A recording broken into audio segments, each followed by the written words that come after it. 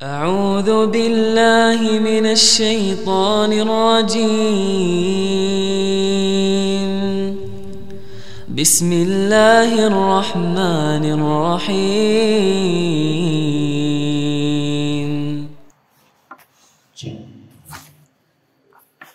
السلام عليكم ورحمة الله وبركاته.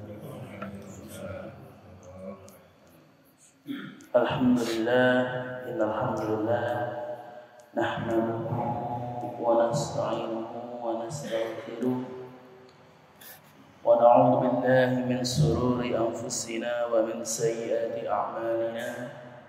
Man yahdihillahu fala mudilla lahu wa man yudlilhu fala hadiya lahu. Asyhadu an la ilaha illallah wahdahu la syarika lahu wa asyhadu Muhammadan abduhu wa rasuluhu, amma ba'd. Alhamdulillah, segala puji marilah kita panjatkan kehadirat Allah Subhanahu wa taala yang telah memberikan kepada kita segala kenikmatan, mulai dari nikmat kesehatan badan kita, keluangan waktu kita, dan yang paling utama adalah nikmat iman dan Islam dalam hati kita, sehingga pada subuh ini Allah masih menggerakkan hati kita untuk melaksanakan sholat berjamaah di Masjid Ar-Rahman. Salawat dan salam selalu kita aturkan kepada junjungan kita Nabi Muhammad sallallahu alaihi wasallam, kepada seluruh keluarganya, para sahabatnya, para tabi'in, para tabi'ut tabi'in, dan semoga kita semua selamanya di bagian dari pintu beliau sampai hari kiamat kelak. Amin amin. Jamaah rahimani wa rahimakumullah, insyaallah pada hari ini kita masih akan melanjutkan pembahasan dari kitab Ad-Da' wa Dawa karya Ibnu Qayyim al-Jauziyah rahimahullah taala. Pertemuan kemarin kita sudah bahas mengenai hati yang bersih, di mana orang yang diselamatkan oleh Allah Subhanahu wa taala, orang yang bisa sukses di dunia, selamat di alam barzakh, dan mendapatkan surga di akhirat, itu adalah orang yang memiliki qalbun salim atau memiliki hati yang bersih. Kemudian Ibnu Qayyim melanjutkan bahwa yang namanya hati yang bersih itu hanya bisa dicapai ketika kita selamat dari 5 perkara dan mencapai 5 perkara. Maka apa saja 5 perkara yang harus dibersihkan agar kita mendapatkan hati yang salim? Maka yang pertama adalah syirik. Maka ini baik syirik yang besar maupun syirik yang kecil. Mulai dari memang benar-benar menyembah selain kepada Allah Ta'ala, menyebutkan Allah dengan yang lainnya, atau memohon kepada selain Allah, meminta berkah dari kuburan, dari pohon, atau memberikan sesajen, nyadran gitu kan, memberikan sesajen kepada kuburan atau kepada laut atau kepada yang lainnya. Maka orang kalau mau hatinya bersih harus membersihkan diri dari perbuatan syirik ini, ataupun memakai jambi-jambi, memakai jimat dan yang lainnya. Maka setelah memberikan syirik juga harus menegakkan tauhid, benar-benar percaya bahwa Allah itu adalah satu-satunya Rabb, beribadah kepada Allah Subhanahu wa taala sahaja dan tidak menyekutukannya atau beribadah dengan yang lainnya. Kemudian yang kedua adalah bid'ah yang berlawanan dengan sunnah. Maka apa itu bid'ah? Bid'ah itu adalah sesuatu, segala hal yang baru yang tidak pernah diajarkan oleh Rasulullah SAW dalam masalah agama. Nah, ini perlu guys. Oke. Kalau yang dimaksud bid'ah adalah masalah ibadah, masalah agama. Kalau masalah dunia, maka Rasulullah bersabda, antum a'lamu bi umuri dunyakum. Kamu itu lebih tahu kalau masalah dunia.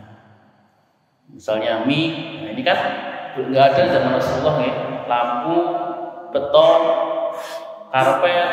Nah, ini kan masalah Rasulullah itu belum belum ada. Tapi ini kan masalah dunia. Kalau masalah dunia tidak apa-apa. Maka yang dilarang ketika membuat ibadah-ibadah yang baru, ibadah-ibadah yang tidak pernah dilakukan oleh Rasulullah. Puasa mutih, puasa 40 hari, bersemedi, atau misalkan mengkhususkan sholat di hari Jumat, sholat malam di hari Jumat, berpuasa di hari Jumat, atau berpuasa khusus nisfu Sya'ban biasanya, atau berpuasa khusus di bulan Rajab yang memang belum ada dalilnya. Maka seperti ini itu harus kita bersihkan, harus kita tinggalkan. Kalau memang benar-benar hati kita itu mau selamat. Karena orang yang ibadahnya itu penuh dengan bid'ah, walaupun lahiriahnya kelihatan seperti orang yang alim, seperti orang yang rajin ibadah, ketika ibadahnya itu tidak berdasarkan dalil, maka sia-sia saja, tidak akan dinilai oleh Allah Ta'ala. Yang ketiga adalah bersih dari syahwat, yaitu menyelisihi perintah Allah Subhanahu wa Ta'ala. Karena memang hawa nafsu kita, syahwat kita itu cenderungnya ingin seneng, ingin foya-foya, ingin menikmati dunia. Dan sayangnya kebanyakan yang diinginkan oleh syahwat itu sering bertentangan dengan apa yang Allah ajarkan. Maka kalau orang kok menuruti syahwatnya, menjadi budak dari nafsunya, ya tidak akan selamat. Hatinya tidak akan menjadi qalbun salim. Dan yang keempat adalah bersih dari kelalaian yang berlawanan dengan zikir. Bahwa orang yang hatinya tidak bersih, hatinya itu kotor, maka dia lalai dari Allah, jarang mengingat Allah Subhanahu wa Ta'ala. Ya, lawannya adalah selalu berzikir, selalu mengingat Allah dimanapun kita berada. Karena yang namanya zikir itu fi kulli waqtin, fi kulli makan, di setiap waktu dan di setiap tempat.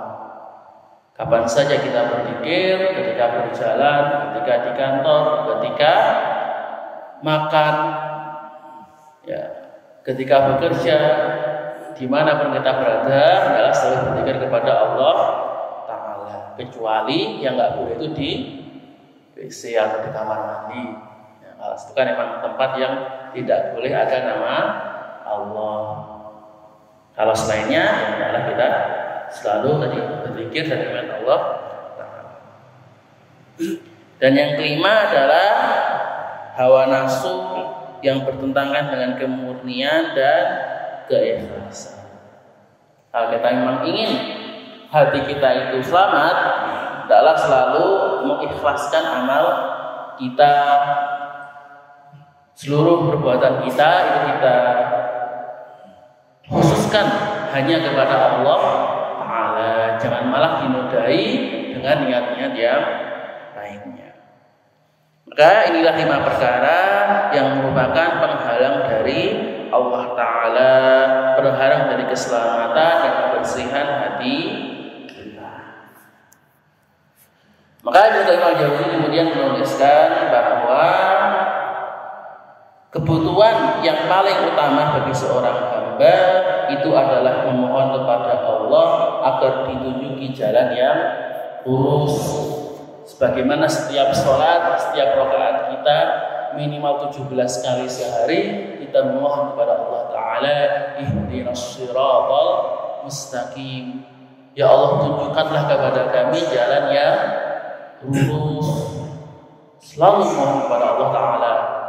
Kenapa kok kita mohon kepada Allah? Karena hanya dengan rahmat Allah lah kita bisa berada di jalan yang lurus. Ketika kita tidak tersesat, itu hanya karena rezeki dan karunia Allah Ta'ala. Allah berfirman, yudillullahu man yasha wa yahdi man yasha. bahwa Allah itu menyesatkan siapa yang Dia kehendaki dan memberikan hidayah bagi siapa yang Dia kehendaki. Kalau Allah sudah berniat bahwa orang ini sesat, orang ini tidak bisa mendapatkan petunjuk, maka walaupun seluruh manusia, seluruh jin dari zaman Nabi Adam sampai nanti zaman hari kiamat itu bersatu, berkumpul untuk mengajaknya kepada kebaikan, ketika Allah sudah menyesatkannya, maka itu tidak akan berguna. Kebaikannya juga sama. Ketika Allah itu sudah memberikan hidayah kepada seorang, ketika seluruh makhluk berusaha untuk menyesatkannya, berusaha untuk menggodanya, berusaha untuk menariknya kepada kesesatan, maka ketika Allah sudah memberikan petunjuk, maka dia tidak akan tersesat. Maka godaan makhluk itu tidak akan berguna. Maka inilah kenapa kita selalu diperintahkan untuk memohon kepada Allah agar Allah memberikan kepada kita hidayah, agar Allah selalu menjaga kita, agar kita selalu berada di jalan yang lurus. Karena ya mohon maaf, kalau kita mengandalkan diri kita, mengandalkan amal kita, itu tidak ada fungsinya. Kalau saya pernah bilang ya, amal kita itu sithik ora api. Sudah sedikit itu belum tentu bagus. Maka ketika jalan yang lurus itu isinya adalah ilmu dan amal. Maka seorang hamba itu bisa jadi ada yang tahu mana jalan yang lurus, ada yang tidak tahu. Yang sudah tahu, maka bisa jadi ia mampu melakukannya ataupun tidak bisa. Oh, kita tahu bahwa ini hukumnya wajib, ini hukumnya sunnah, ini disyariatkan, ini dilarang, itu kita tahu. Tapi ada sebagian yang bisa kita lakukan dan ada yang tidak bisa kita lakukan. Yang sudah bisa kita lakukan,